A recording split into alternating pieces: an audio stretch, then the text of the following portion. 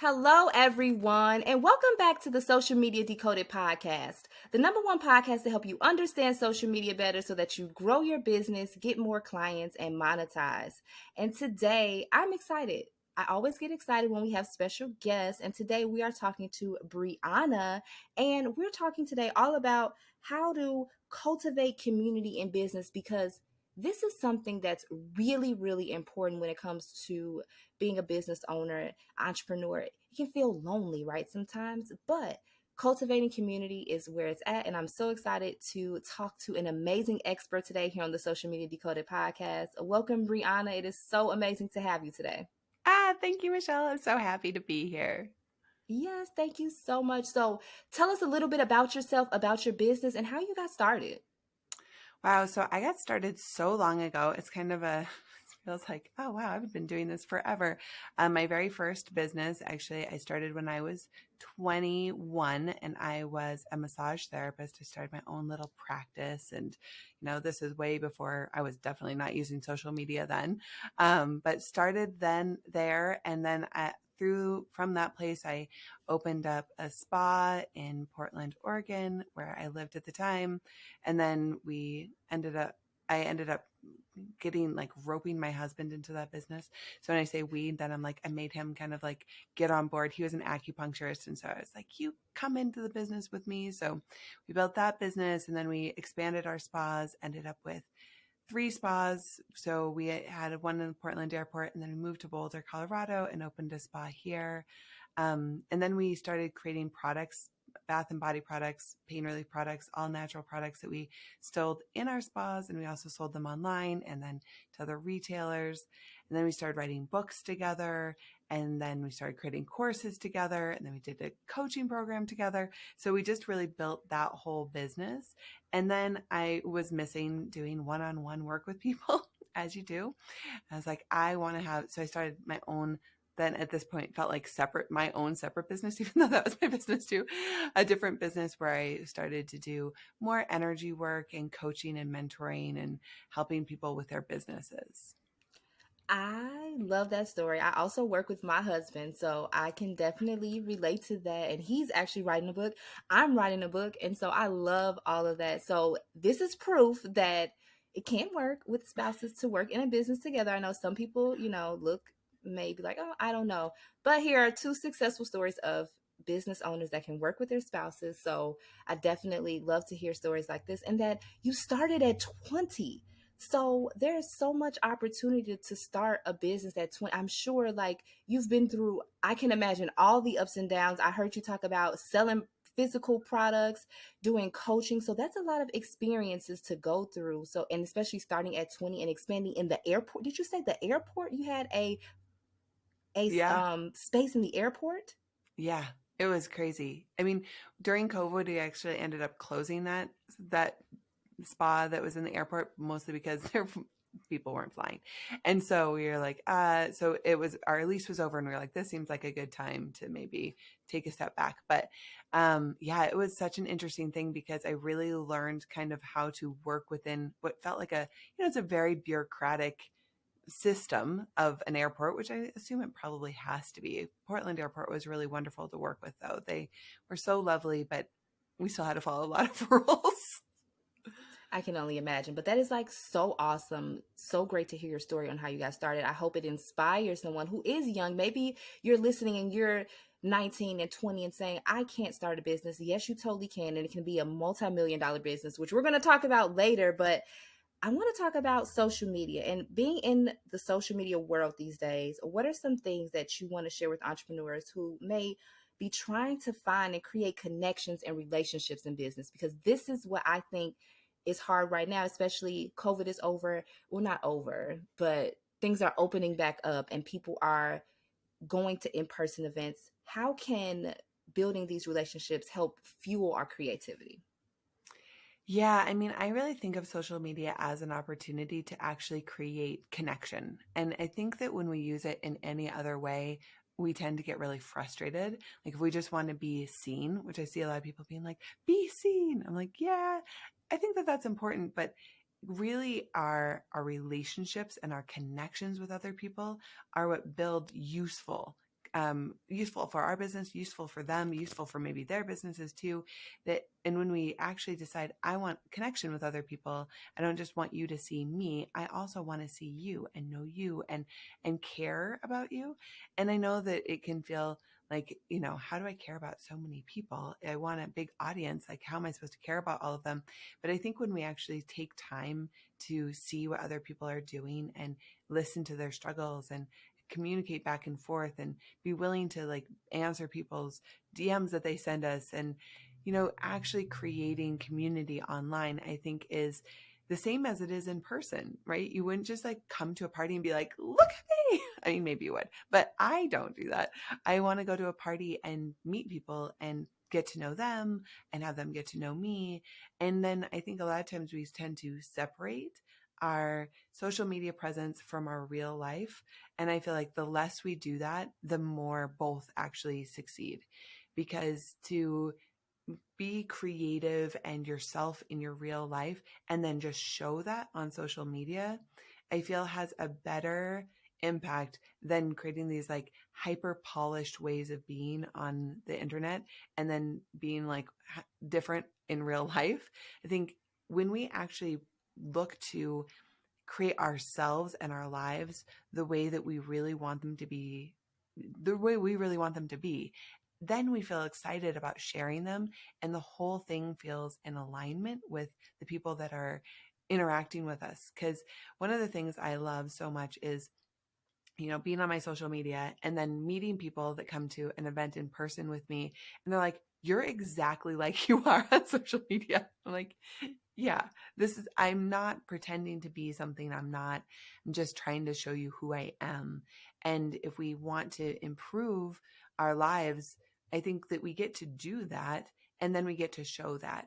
But I don't think we have to be perfect beforehand. I think people actually really love to connect with the whole framework of our existence and to see like, oh, you go through things, I go through things.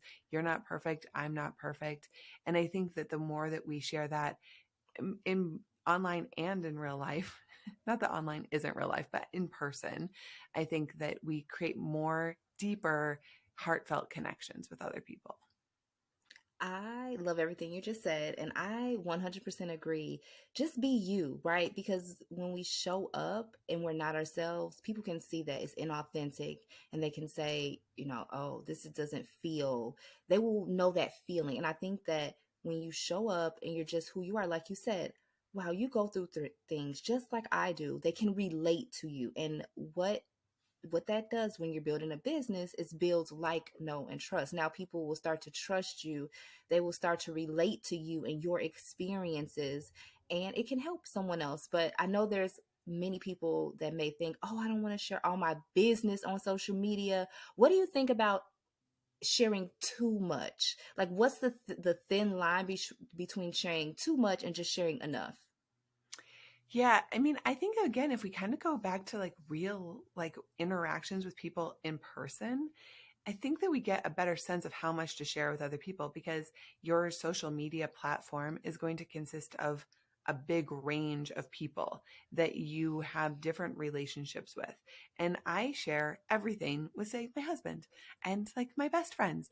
And they know like the deepest parts of me and maybe my therapist. I don't know. It's like there are people for that. And then but when I'm at a party meeting new people or even just with people I'm acquaintances with, I share who I am, but I'm not sharing all of my inner workings that I'm going through in that moment.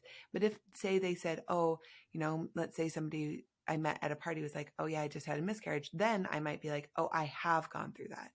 And now I can talk to you about that. And I would if I felt like that was of service to that person. But when I was in the deep, like painful parts of it, I may not be sharing that just because it doesn't seem like it may not be of service to other people. And so that's where I'm thinking like, okay, how am I being of service to, and not just kind of bringing everyone in to kind of be my therapist. No, I love that. That's definitely a great example of what to share, when to share, how you can relate things that you may have gone through to other people and what they may have gone through. So I absolutely love that. Um, let's talk about your business. I want to talk more about your amazing business that you grew to a multi-million-dollar business. I love talking to people who have, created such amazing things from starting out at 20 to building a multi-million dollar business. So, what were some of the things that you did when it comes to social media connections and networking that you feel contributed to the growth of your business?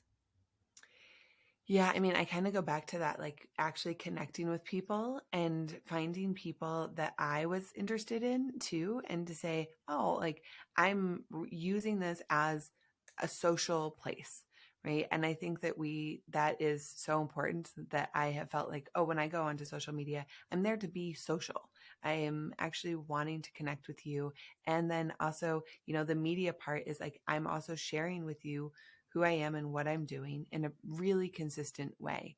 Think of it like, if you were to have a subscription to a magazine and then like 1 month they just didn't send you the magazine, you would probably start to feel like, oh, I don't really like or trust this place, right? And so when I think of my own social media, I've been so consistent.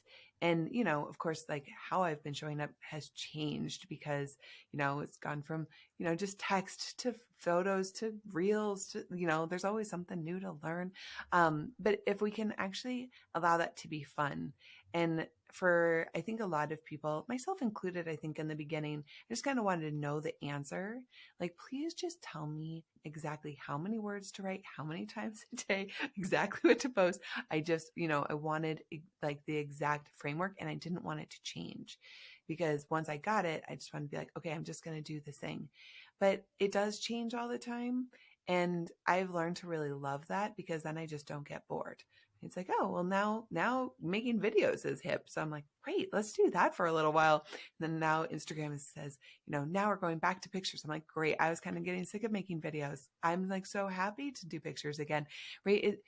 If we can embrace it rather than having any resistance, and to notice that it also keeps us fresh and doing new things and exploring the edges of our creativity.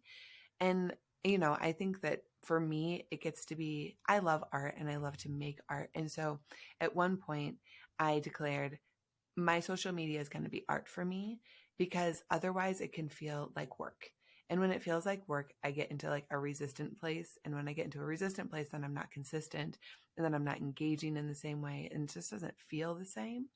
And so when it feels like art and I can look at my own grid and it's for me, like if I can be like, this looks like art to me and it feels like art for me, then my whole energy around it changes. And so I really think that changed my relationship with social media, which then changed my results.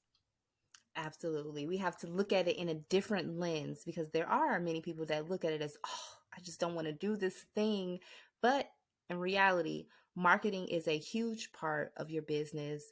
And just look at it. I love how you say you look at it as art. Look at it as the art that you're putting out to showcase the wonderful business that you have, whatever platform it's on, so that you reach more people, so that you create connections with your community that can turn into other things. And so that was a great analogy of art. I like that. Art. Think about it as art. Don't think about it as a job.